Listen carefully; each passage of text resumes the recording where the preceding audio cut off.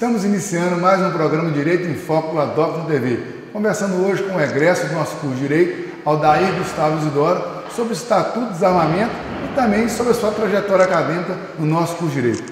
Aldair, seja bem-vindo ao nosso programa. É uma honra muito grande te receber aqui. Tive a oportunidade de ser seu professor, né? Tivemos muitas questões interessantes que discutimos durante o curso e hoje é um momento especial, um momento que você tem a oportunidade de contar um pouco do seu início como profissional da área jurídica, mas também lembrando das experiências aí da faculdade. Seja bem-vindo ao nosso programa. Muito obrigado, professor. Muito obrigado, telespectador. Para mim é uma honra voltar a essa academia, por onde eu fiquei por 5 anos.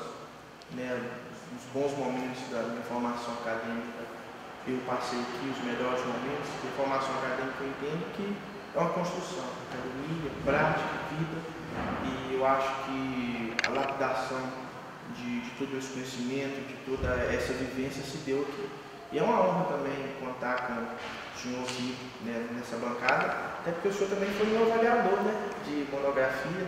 O senhor conheceu, acho que o meu trabalho de uma maneira um pouquinho mais particular dentro da questão da monografia, da avaliação do curso que nós fizemos lá. Era uma banca até composta por 3 doutores, né? Então, assim, dá um peso e um frio na barriga a mais, mas com a graça de Deus e graças ao nosso esforço também deu tudo certinho. Eu não tenho dúvida, né, que esse momento que você passou foi um momento importante e pode ter certeza que o mérito é todo seu. A gente estava ali para poder te avaliar, mas o esforço, a dedicação foi pessoal e foi sua. E a gente preza muito por isso. Mas conta um pouquinho dessa experiência sua, primeiro na faculdade, até chegar nesse momento dessa produção que é sua, que foi sua monografia. Bom, a minha questão vai um pouquinho antes da faculdade, né? No ano de 2010, eu fui convidado a participar de um projeto a nível da Assembleia Legislativa que chama Parlamento Jovem de Minas. E nesse projeto a gente faz de fato, né, papel de deputado estadual, discute dentro da região, dentro da cidade, propostas que possam levar a melhoria do Estado dentro do tema determinado pela Assembleia. Em 2010 foi o meio ambiente. Nós fizemos esse planejamento em Caratinga, não sabia nada de poder legislativo, nada, não sabia nem o que eu estava fazendo ali. E tive bons professores que depois vieram a ser meus professores no curso, que foi o professor Luiz Eduardo, na época ele era advogado ainda, e depois o professor Éder, que já dava aula no curso. Depois, quando eu entrei na faculdade, no ano de 2013, eu tive a oportunidade e o prazer de ter como professor o professor Luiz Eduardo, hoje delegado, e o professor Éder Marques, que, salvo juízo, está na Universidade Federal de Juiz de Fora. E aí, nesse meio tempo, a gente trabalhava sobre a questão do legislativo, do poder legislativo. Tive o prazer de, já em 2010, na primeira participação minha nesse projeto, ser o vice-presidente do Parlamento Jovem de Minas. Em 2011 nós retornamos, o projeto continuou em Caratinga, e aí eu tive a honra de ser o presidente estadual do Parlamento Jovem de Minas nesse período. E aí foi surgindo cada vez mais esse interesse de inteirar das leis, de inteirar do funcionamento da sociedade como um todo, foi onde me despertou a vontade de entrar no curso de Direito, e quando eu vi as oportunidades que a unidade oferecia à época, as condições que a universidade, que a Doctrin oferecia à época, a estrutura da faculdade, de biblioteca, de grade, de professores, foi o que me motivou. Então, em 2013, em fevereiro de 2013, entrei para a faculdade, por onde passei por longos anos. E eu lembro que era interessante, dentro dessa veia, em 2011 nós começamos a trabalhar a questão do direito penal, que o tema do Parlamento Jovem de Minas foi sobre droga. E aí eu já cheguei no primeiro dia perguntando para o professor que dia que nós vamos estudar direito penal, que dia que nós vamos estudar direito penal. E ele falou, você vai desanimar um pouquinho quando você começar a estudar. Eu falei, não, mas eu quero estudar direito penal. Ele me lembra que ele me passou um livro do Rogério Greco, o Direito Penal 1, da coleção dele. E aquilo eu li, e ele falou comigo assim, você leu o livro? Eu falei, li. Com 5 dias eu li o livro. Ele falou assim, e aí? Eu falei, professor, eu estou mais animado ainda, eu não estou desanimado igual o senhor disse. Ele falou, você vai começar a ver daqui a pouco como é que você vai desanimar. E aí as coisas foram acontecendo, as oportunidades de estágio que eu tive se deram em virtude da faculdade, do contato que eu tinha com os professores daqui, que depois foram até meus orientadores, não sei se a gente fala chefia, no estágio, mas isso tudo começou aqui. Então, assim, da faculdade, do meu tempo de academia, eu só guardo as melhores recordações. Claro que a gente tem percalços, a gente passei algumas noites sem dormir, com questão de estudo, preocupado com as situações da faculdade, né? que a faculdade trabalha muito mais do que a questão intelectual acadêmica, trabalha a questão humana, né, o relacionamento, você abre mão do seu convívio com a família, de pessoas com quem você gosta, para ficar 5 anos, durante a sua maior parte do tempo, com pessoas talvez desconhecidas, que você nunca viu, histórias totalmente diferentes e que você tem que lidar o conhecimento acadêmico com o conhecimento pessoal. Às vezes eram questões que extrapolavam até a própria faculdade, eram questões tipicamente pessoais que fazia parte. Isso tudo concorre para o crescimento acadêmico e concorre também para o crescimento pessoal. E vi que ao longo desse tempo de academia, a instituição proporcionou isso. Não só o crescimento acadêmico dos seus alunos, mas também o crescimento pessoal, humano, de lidar com o outro que estava aqui e também, principalmente, com o que a gente ia encontrar depois que a gente formasse. O papel da universidade é justamente esse mesmo, é proporcionar experiência acadêmica, mas também no relacionamento, porque a missão é uma formação humanística, né? Então a gente tem que prezar por isso mesmo.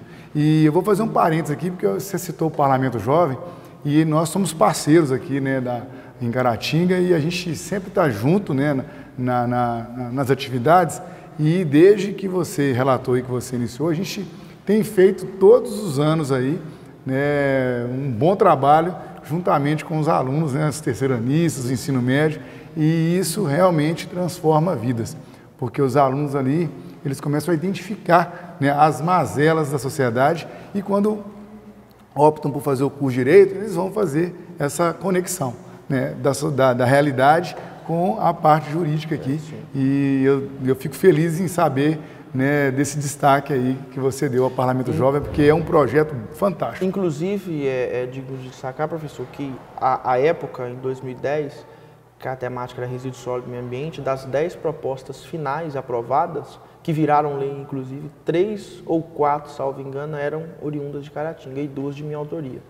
Né? Então, assim, é o que me deixou mais convicto daquilo que eu devia seguir, dessa vontade de fazer a diferença, seja de maneira pequena na sociedade, seja como advogado, seja como operador de direito, seja como parlamentarista jovem que fui àquela época.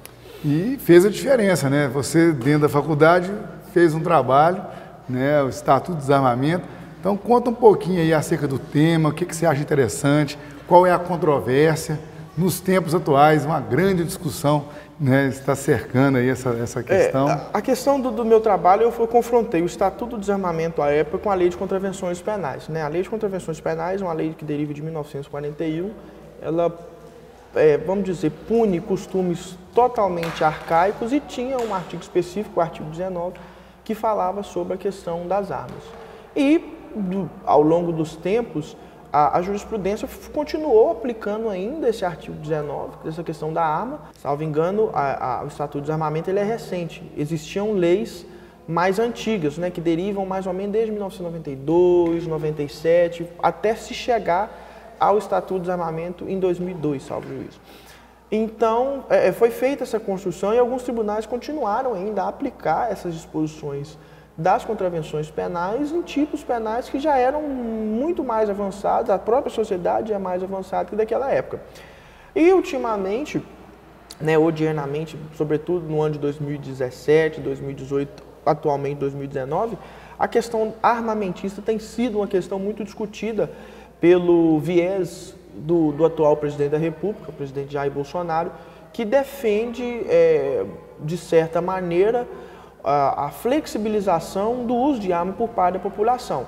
Né? Às vezes ele defende de maneira total que a população deve andar armada, aí às vezes os seus ministros vão falando, presidente, não é muito bem por esse caminho, vamos tentar restringir. E é uma questão que vira e mexe e vem à tona. Por exemplo, essa semana nos Estados Unidos, nesse final de semana, no intervalo de 13 horas, nós tivemos mais de 20 mortes ocasionadas por atiradores. Que lá nos Estados Unidos, a maioria dos estados, a venda, o comércio, o porte, a posse de arma de fogo é irrestrita. Basta o cidadão chegar, ser maior de 18 anos e comprar. E no Brasil, nós temos vivido também ao longo desses últimos tempos essas questões de massacre. Realengo, o massacre de Suzano, tudo se dá por arma de fogo e aí a questão armamentista vem mesmo à tona. Então foi um estudo profundo acerca da origem do desarmamento. Teve no ano de 1997 a CPI das armas, foi a precursora de um estudo né, que dizia que nós precisamos começar a rever a questão armamentista no país. Começou a ficar muito fácil o acesso à arma de fogo. Então, os deputados, naquela época, começaram a restringir um pouquinho, elaboraram um primeiro código de lei para começar a restringir a fabricação. Existiam muitos, a pessoa dos armeiros, né? Antigamente, nessas cidades menores, existiam as pessoas que fabricavam mesmo as armas de fogo. E começou também, juntamente com outros fatores, a questão econômica, a questão social, a um boom, mais ou menos 97 a 2000, diríamos um upgrade na questão de mortes ocasionadas por arma de fogo. Então surgiu a necessidade do Estado, peraí, vamos dar uma freada nisso aí, aliado também a várias coisas. Eu me recordo que muitos desenhos infantis da minha época, 2000, 2001, 2002, traziam a questão de arminha de fogo. E aí viu-se também uma necessidade do Estado de começar a trabalhar ali na primeira infância essa questão da arma de fogo, que a arma de fogo destrói, e junto com a promulgação do Estatuto de Desarmamento veio uma campanha muito forte de desarmamento. As pessoas conseguiam até retorno financeiro das armas que eram devolvidas. Então nós fizemos um estudo, sobretudo da parte geral, que vem sendo modificada, né? O presidente Jair Bolsonaro editou no último dia 26 de junho, alguns decretos.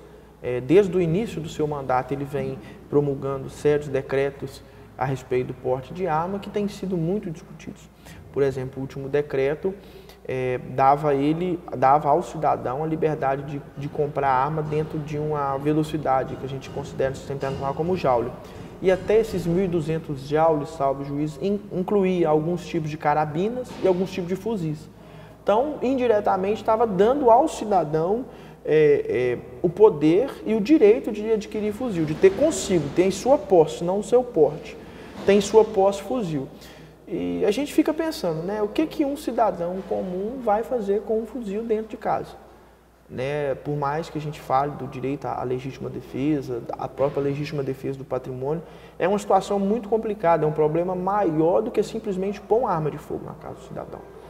Porque se nós temos hoje policiais, né, não obstante policiais, pessoas que integram a área de segurança cometendo suicídio com arma de fogo, né, e pessoas que até então nós temos que são treinadas, imagina a população normal. E será que o problema da criminalidade vai se resolver colocando a arma de fogo dentro da casa do cidadão? Então, assim, são questões que a gente começa a discutir e refletir de maneira mais séria a partir desses decretos do presidente. E é interessante porque a gente tinha uma cultura, né, de armamento, a gente deixou de ter, né, esse foco na arma a partir do Estatuto do Desarmamento e agora parece que está se construindo novamente uma cultura de se armar, né, meio que um contrassenso, né? E a questão da segurança, ela é mesmo algo que a gente tem que se preocupar. A pergunta é, será que a gente vai resolver o problema da segurança se armando, né? Eu acredito que não, professor, porque se a arma hoje já é proibida, né, vamos dizer assim, não contando os decretos do senhor presidente, nós já temos muitas armas em comércio, eu acredito que não vai surtir efeito a questão. A questão hoje da violência, aí a gente acaba desencadeando a questão do Estatuto de Desarmamento, nós vamos desencadear na violência social hoje, na segurança pública, é um problema muito mais profundo. Eu cheguei à conclusão particular que o problema da segurança pública começa com o Rodrigo Pessoa na revolta da vacina no Rio de Janeiro. Por quê? Ele tira, para montar uma infraestrutura da cidade, ele começa a jogar as pessoas para os cantos. E naqueles cantos... Ele limpa o centro. Em tese, limpa o centro. Limpa o centro. E os esforços não se empreendiam para aquelas comunidades, simplesmente eram jogadas lá. E as próprias pessoas faziam, né? Nós voltamos ao período da autotutela, das próprias pessoas se julgando e tudo mais. Então, eu acredito que o problema começa aí. A falta diríamos, de políticas públicas no sentido social, no sentido cultural, no sentido educacional, no sentido de saúde, começa a gerar esses pequenos conflitos. As pessoas de lá se veem menos privilegiadas e vêm para os centros para ter o que na cabeça delas é de direito. Se eles podem ter, eu também posso ter, mas de maneira errada. E aí desencadeia todo o problema da segurança pública. E como é que nós vamos prover segurança pública? Como é que eu vou fazer? Já não dá mais para roubar com faca, nós vamos passar a empreender os esforços com arma de fogo. E aí gerou essa questão toda de diríamos esse boom mesmo, de tantas mortes ao longo do tempo, e as mortes só vêm crescendo, crescendo, por meio de arma de fogo. E a questão é a questão de controle, de fiscalização. Há pouco tempo no Rio de Janeiro foi apreendido dentro de uma carga de ar-condicionado, não sei, mais de 100 fuzis. Essa foi a que eles apreenderam. E as outras cargas que não foram apreendidas? Então a questão não é simplesmente liberar. Liberar, no meu humilde modo de pensar, você só vai colocar mais armas à disposição. Porque quem compra de maneira ilegal não vai comprar de maneira legal. A tendência dela é continuar na ilegalidade. Então só vai colocar mais armas na rua. Eu tinha um chefe de saudosa memória, ele viajou para os Estados Unidos uma vez e relatando para a gente da viagem, ele dizia que na Flórida, salvo juiz, onde é permitido irrestritamente o uso de arma de fogo, é muito perigoso. Qualquer coisa desencadeia um tiroteio, uma simples troca de olhar mal olhada, diríamos assim, já desencadeia um tiroteio. Não só, e em outras culturas também, que as armas são permitidas. Então é um problema muito mais sério, é um problema de educação, é um problema de cultura, é um problema de segurança pública, é um problema de saúde pública, são uma série de fatores que desencadeiam nessa explosão, nesse número de homicídio, de criminalidade, sobretudo relacionada à arma de fogo. E assim, o Estado vem tentando cercar, de alguma maneira ou de outra.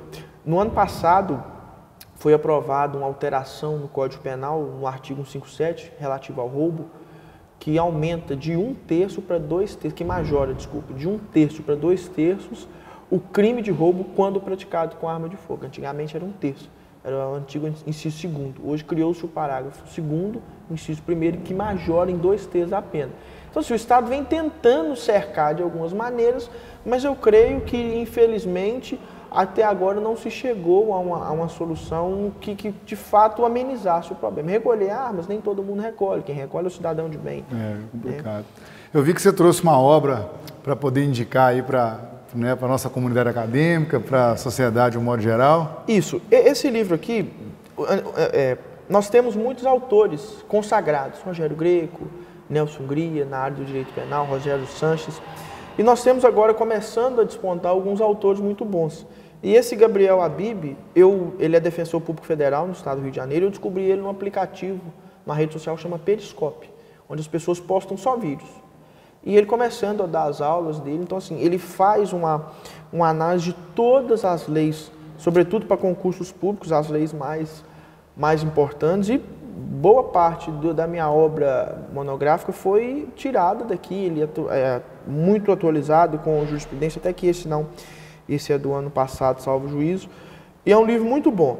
Esse autor também, Gabriel Habib, ele é um autor muito bom dentro dessa nova seara, desses novos autores de direito penal que tem trazido. Ele faz uma profunda reflexão filosófica a respeito das leis, uma reflexão histórica a respeito das leis. Então, assim, não só do Código Penal vive advocacia, não vive o mundo direito. Existem muitas outras leis especiais que talvez influem mais na nossa vida do que o próprio Código Penal. Então, assim, é uma obra muito boa, uma obra fantástica, prefaciada pelo Rogério Greco, que é mais que referência, acho que brasileira e até fora do país, em questão de direito penal. Mostra só É uma obra muito boa, né, da editora Juspolium, que é uma editora muito E vale a pena segui-lo no Instagram, também eu acompanho, é um autor realmente diferenciado. Defensor Público Federal, sim, as aulas dele de concurso são muito boas, muito bacanas, né? Ele fala que, inclusive, o concurso dele é o concurso... A primeira fase de um vídeo dele motivacional, professor, ele diz assim, não existe concurso mais difícil que o meu. O meu são 33 matérias, então não existe dificuldade, não faz dificuldade para mim. Então, assim, é uma frase impactante já de cara, que já te motiva a muito mais estudar, e a obra deles é uma obra fantástica, fantástica. Não só essa, mas como as outras que eu já tive o prazer de ler, de folhear e de trabalhar com ela. Daí, infelizmente, caminhando para o fim, né? Entrevista boa, a gente poderia ficar aqui um bom tempo aqui. Sei que você é um cara inteligente, gosta, né, do debate, e a gente tem que terminar, mas eu queria que você deixasse a controvérsia para a nossa comunidade acadêmica, para a nossa sociedade, né? Qual é a questão que você quer deixar aí para reflexão? Olha, a questão que eu queria deixar é a reflexão que eu mesmo me faço e que até hoje eu também não cheguei à conclusão. Dentro do que a gente vive, será que colocar mais armas em circulação dentro da casa, do cidadão de bem, inclusive, vai resolver o problema de segurança pública? Vai trazer a paz que as pessoas querem? Então é essa reflexão que eu deixo e que até hoje eu não consegui chegar à resposta. Às vezes eu acho que sim, às vezes eu acho que não, mas eu acho que é uma questão que a gente pode discutir, que a gente pode levar bastante para a discussão. Daí, muito obrigado pela participação. Esse espaço continua aberto para novas reflexões, tá? Venha sempre aqui. Eu agradeço, professor, agradeço a Docno TV, a comunidade. Fico muito lisonjeado e agradecido de estar aqui. E também queria aproveitar esse espaço para deixar uma mensagem para aqueles colegas que vão ser futuros colegas que estão com medo de iniciar na profissão. É uma profissão fantástica. Tem seus altos, tem seus baixos, tem seus dias de glória, tem seus dias de luta. Mas é uma profissão fantástica. Mas ainda que sim, duas coisas que eu prezo muito, que eu deixo de conselho. Primeiro, respeitem a si mesmo, a sua profissão e aos colegas. E primeiro, faça com amor.